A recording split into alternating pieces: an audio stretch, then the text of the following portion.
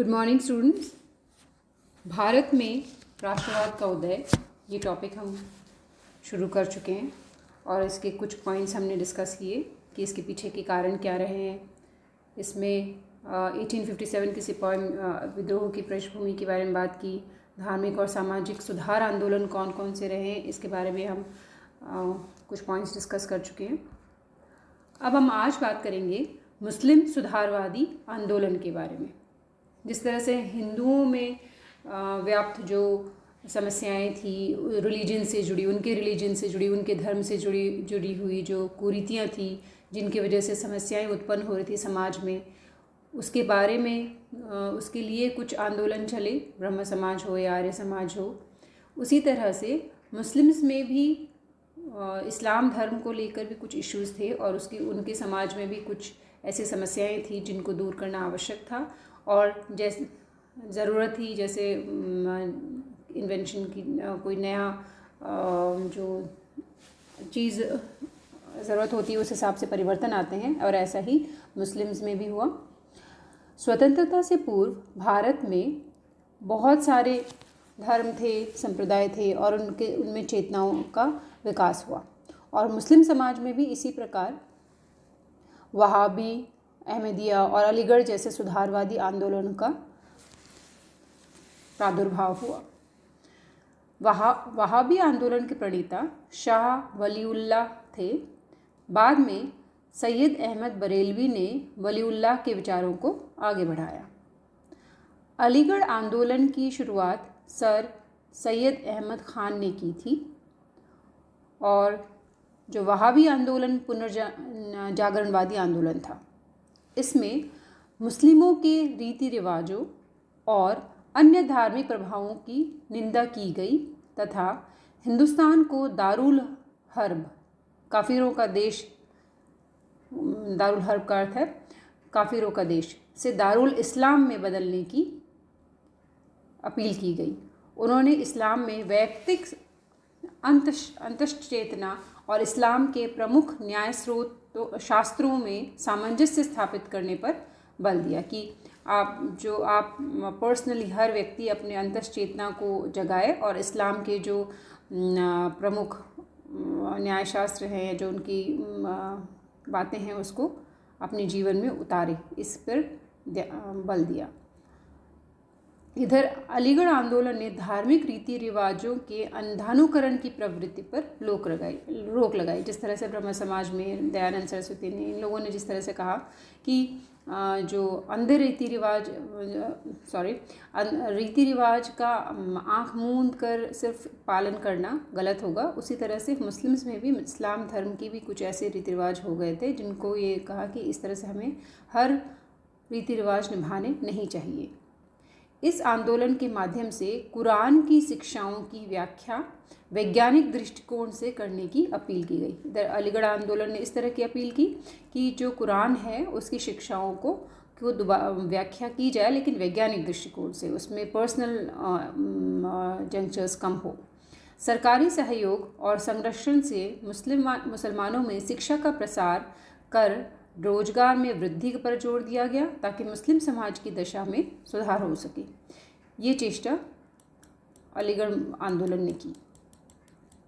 अलीगढ़ आंदोलन, जो अलीगढ़ मूवमेंट है, वो हुआ ये कि 1857 के विद्रोह में मुसलमानों की सक्रिय भागीदारी के कारण सरकार द्वारा उनके दमन से मुसलमानों की स्थिति छिन्न भिन्न होने लगी।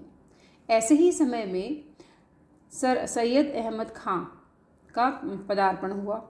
सर सैयद अहमद खान के नेतृत्व में चलाए गए आंदोलन को ही अलीगढ़ आंदोलन के नाम से जाना जाता है। 1870 में प्रकाशित डब्ल्यू हंटर की पुस्तक इंडियन मुसलमान में सरकार को ये सलाह दी गई थी कि वह मुसलमानों से समझौता कर उन्हें कुछ रियायतें देकर अपनी ओर मिला लें। इंडियन मुसलमान के सुझाव पर कार्य करते हुए ब्रिटिश सरकार ने राष्ट्रीय कांग्रेस के विरुद्ध सर सैयद अहमद खान को तैयार किया।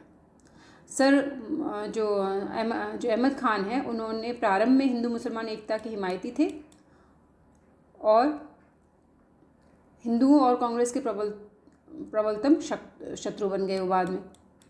अहमद खान ने मुसलमानों के दृष्टिकोण को आधुनिक बनाने के उद्देश्य से उन्हें पाश्चात्य शिक्षा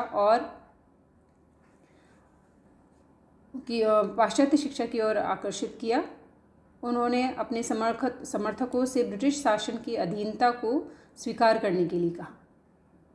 अहमद खान ने इस्लाम में मौजूद कुरीतियों को दूर करने का भी प्रयास किया।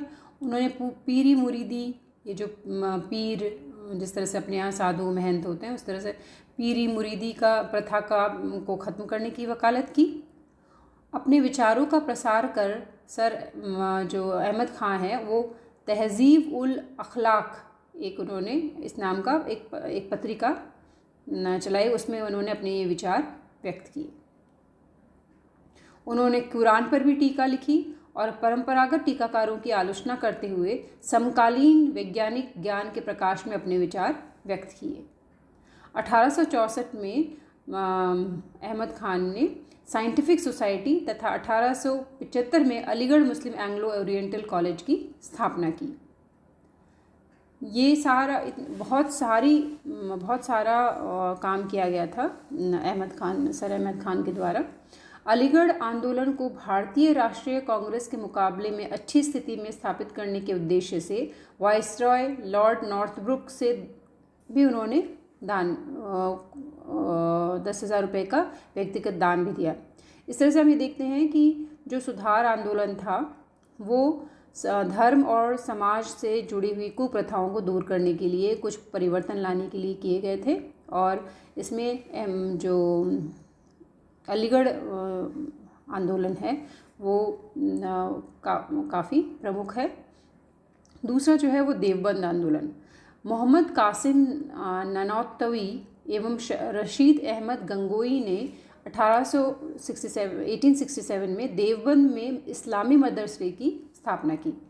इसी मदरसे ने कुरान एवं हदीस की शुद्ध शिक्षा का प्रसार करने तथा विदेशी शासनों के खिलाफ जिहाद का नारा देने के उद्देश्य से दारुल उलूम या देवबंद आंदोलन की शुरुआत की।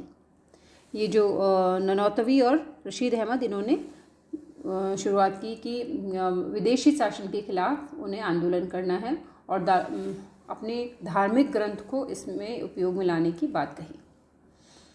देवबंद आंदोलन अंग्रेज़ विरोधी आंदोलन था। देवबंद स्कूल में अंग्रेज़ी शिक्षा व पाश्चात्य संस्कृति का पूर्ण प्रतिबंध था।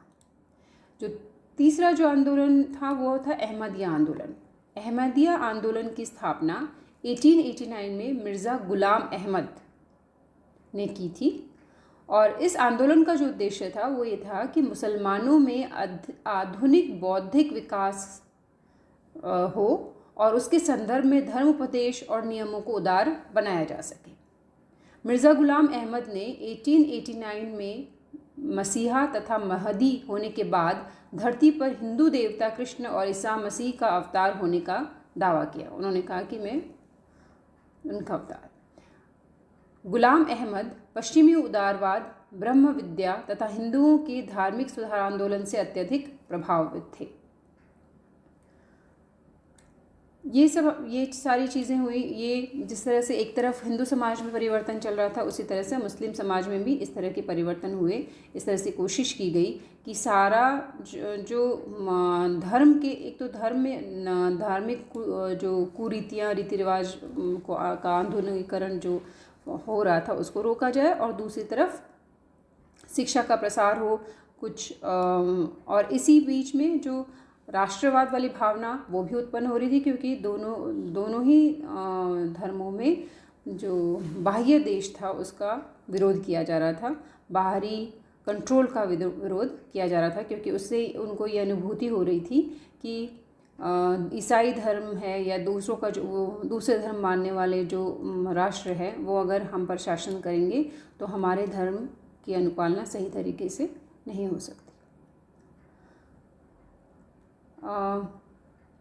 मुस्लिम सुधार आंदोलन का जो आरंभ सैयद अहमद खान बरेलवा से हुआ, और उन्होंने पाश्चात्य सभ्यता के विरोध में कट्टर इस्लाम के सिद्धांतों का समर्थन करने के लिए वहाबी आंदोलन प्रारंभ किया।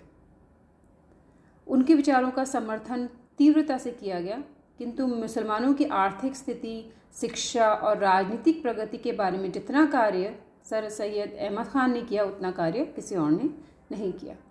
तो इस तरह से हम ये देखते हैं कि कैसे मुस्लिम सुधारवादी आंदोलन भी राष्ट्रवाद की भावना को तीव्र करने में अपना योगदान देता है।